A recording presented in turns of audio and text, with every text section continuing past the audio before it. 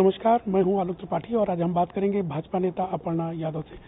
अपर्णा जी, इस समय जो विषय चल रहे हैं उत्तर प्रदेश की राजनीति में, कहीं रामायण की बात हो रही है, कहीं धर्म का मुद्दा उठ रहा है, कैसे आप इस प्रकरण को देख रही हैं?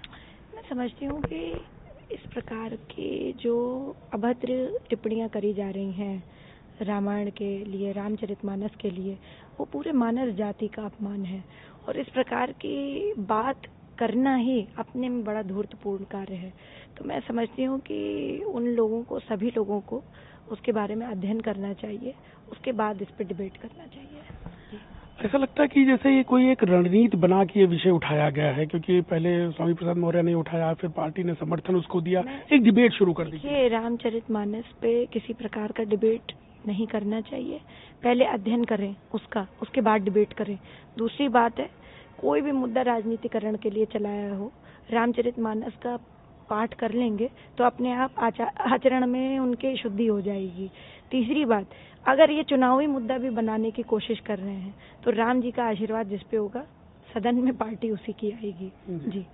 और रामलला का विशेष आशीर्वाद यशस्वी प्रधानमंत्री जी पर है जी।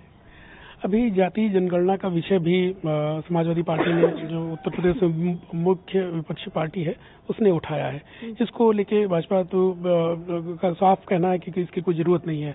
कैसे देखते हैं आप? देखिए, ये एक इलेक्शन कमीशन का विषय है और ये होना है नहीं होना है, ये सब चीज़ें जब डिसाइड होंगी तब डिसाइड होंगी, क्योंकि ये सारी चीज़ें बड़ी कॉन्स्टिट्यूशनली जुड़ी हुई हैं और जो है समय समय पर ये सारी चीज़ें होती भी रहती हैं। तो मैं समझती हूँ कि ये एक सरकार का, इलेक्शन कमीशन का, ये उसका विषय है। इस पर मुझे बहुत ज़्यादा टिप्पणी इसलिए नहीं करनी है क्योंकि ये प्रोसीजरल वर्क है और ये प्रोसीजर में ही होगा जी। कांग्रेस नेता राहुल गांधी लगातार भारत जोड़ो यात्रा पर थे। उन्होंने तमाम भारतीय जनता पार्टी सत्ता में है, उसको लेकर तमाम सवाल उठाए हैं। इस यात्रा को आप किस तरह से देखती हैं? समझती हूँ उनको जो है रेस्ट करना चाहिए। भारत जोड़ो की जगह भारत तोड़ो यात्रा करी है। उनकी इस प्रकार की नकारात्मक बयानों की सूचियाँ मुझे लगता है इसीलिए दे रहे होंगे वो, क्योंकि हो सकता है वो अपनी यात्रा को चमकाना चाहते हों। और आज जिस प्रकार का वक्तव्य उन्होंने यशस्वी मुख्यमंत्री योगी आदित्यनाथ जी के बारे में दिया है, वो बहुत ही अपमानजनित था। मैं समझती हूँ उनको माफ़ी मांगनी चाहिए। एक बड़े घर के लड़के हैं वो, एक बड़े राजनीतिक परिवार से आते हैं, उनकी जिम्मेदारी बनती है। और संवैधानिक रूप से भी अगर किसी भी मुख्यमंत्री के लिए वो बोलते हैं तो ये संविधान का विरोध है। इस प्रकार की भाषा शैली से उनको बचना चाहिए। न सिर्फ योगी, आज उन्होंने संसद में बोल रहे थे, उन्होंने अडानी को लेकर प्रधानमंत्री पर भी कई आरोप लगाए। उनको लगता है कि अडानी समूह का समर्थन कर रहे हैं प्रधानमंत्री और पूरी भाजपा, इसको वही आगे बढ़ा रहे हैं। प्रधानमंत्री जी जो भी कर रहे हैं, उनका जो विचार है वो भारत को बहुत आगे ले जा रहा है। और पूरा वर्ल्ड इकोनॉमिक फोरम पे भी अगर आप बात करें तो भारत की ये एक ऐसी इकोनॉमी है जो सस्टेन कर रही है कहीं ना कहीं।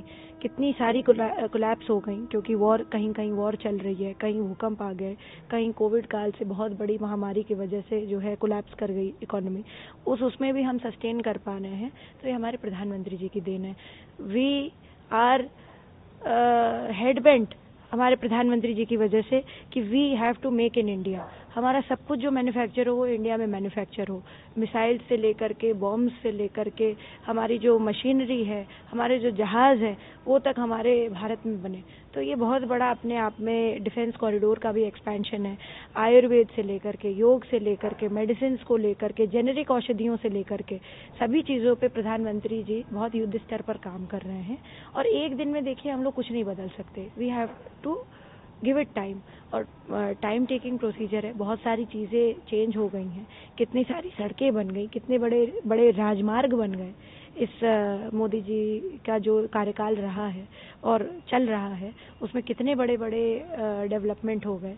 तो मैं समझती हूँ कि ये उनको पढ़ना चाहिए, अध्ययन करना चाहिए, उसके बाद इस तरीके की बात बोलनी चाहिए। उत्तर प्रदेश में इन्वेस्टर्स समिट होने जा रही है, जिसमें योगी सरकार काफ़ी महत्वाकांक्षी ये प्रोजेक्ट है और अभी दुनिया में कई देशों में योगी जी भी गए, उनके मंत्रिमंडल के सदस्य भी गए। उम्मीद है कि काफ़ी निवेश उत्तर प्रदेश में आने वाला है। तो इस समिट को लेके आपकी क्या? समिट जो भी होता है, G20 समिट हो रहा है, ये वेस्टर समिट हमेशा पॉजिटिव लाइट में है और मैं समझती हूँ जितना निवेश आएगा उत्तर प्रदेश का उतना फ़ायदा होगा, यहाँ के युवा वर्ग का उतना फ़ायदा होगा, नौकरियाँ उतनी मिलेंगी, मैन्युफैक्चरिंग बढ़ेगी और जो है जो अवसर हैं जो कहीं ना कहीं हमारे प्रदेश से व्यक्ति को अगर कहीं बाहर जाना पड़ रहा हो तो वो भी कम हो जाएगा। जी, मैन फोर्स जो हमारी है, जो रिसोर्सफुल है ह्यूमन रिसोर्स की, वो हम ज़्यादा अच्छी तरह से इस्तेमाल कर पाएंगे। जी, अपर्णा जी, हमसे बात करने के लिए बहुत बहुत धन्यवाद। ये थी भाजपा नेता अपर्णा यादव, जिन्होंने बताया कि किस तरह से उत्तर प्रदेश की सरकार काम कर रही है। कैमरामैन विजय के साथ मैं आलोक त्रिपाठी, ईटीवी भारत, लखनऊ।